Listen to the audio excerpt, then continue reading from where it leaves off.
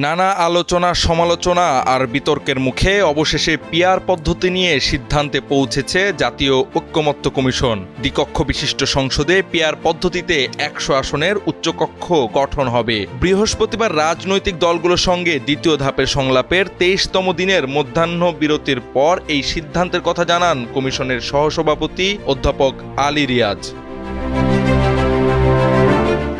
আলী রিয়াজ বলেন, উচ্চকক্ষ গঠনে রাজনৈতিক দলগুলোর মধ্যে মতপার্থক্য রয়ে গেছে।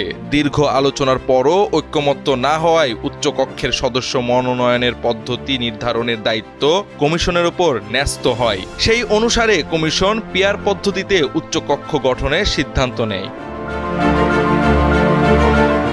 কমিশনের প্রস্তাব অনুযায়ী উচ্চকক্ষের নিজস্ব কোনো আইন প্রণয়নের ক্ষমতা থাকবে না।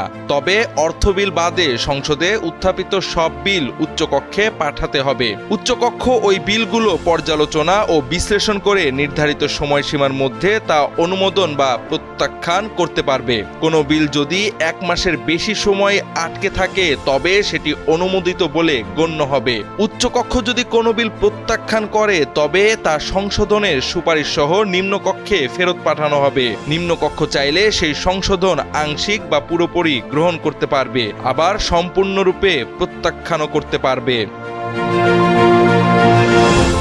কমিশনের সিদ্ধান্ত অনুযায়ী জাতীয় সংসদ নির্বাচনের প্রার্থী ঘোষণার সময় উচ্চকক্ষের প্রার্থীও চূড়ান্ত করতে হবে। সেই সঙ্গে প্রার্থীদের ১০% নারী কোটা বাধ্যতামূলকভাবে নিশ্চিত করতে হবে। তবে উচ্চকক্ষ গঠন নিয়ে বিভক্ত রাজনৈতিক মতামত স্পষ্টভাবে উঠে এসেছে বৃহস্পতিবারের আলোচনায়। বিএনপি, লেবার পার্টি, এনডিএম, ১২ দলীয় জোট এবং জাতীয়তাবাদী জোট কমিশনের প্রস্তাবিত পিআর পদ্ধতির ভিত্তিতে উচ্চকক্ষ গঠনের বিরোধিতা করেছে। উল্লেখ্য, বাংলাদেশ জামায়াতে ইসলামী, ইসলামী আন্দোলন বাংলাদেশ ও জাতীয় নাগরিক পার্টি সহ বেশ কয়েকটি দল পিআর পদ্ধতিতে নির্বাচনের বিষয়ে দাবি জানিয়ে আসছে বেশ কয়েকদিন যাবৎ। উচ্চকক্ষে পিআরের এই সিদ্ধান্ত গ্রহণ মূলত এই দলগুলোর দাবির ভিত্তিতে হয়েছে বলছেন কেউ কেউ।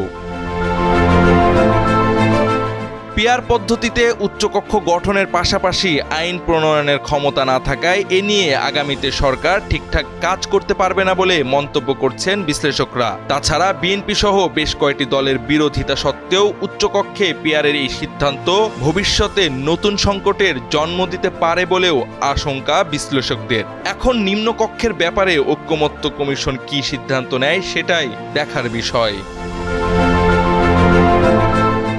জাওয়াদ আহমদ, সময়ের আলো।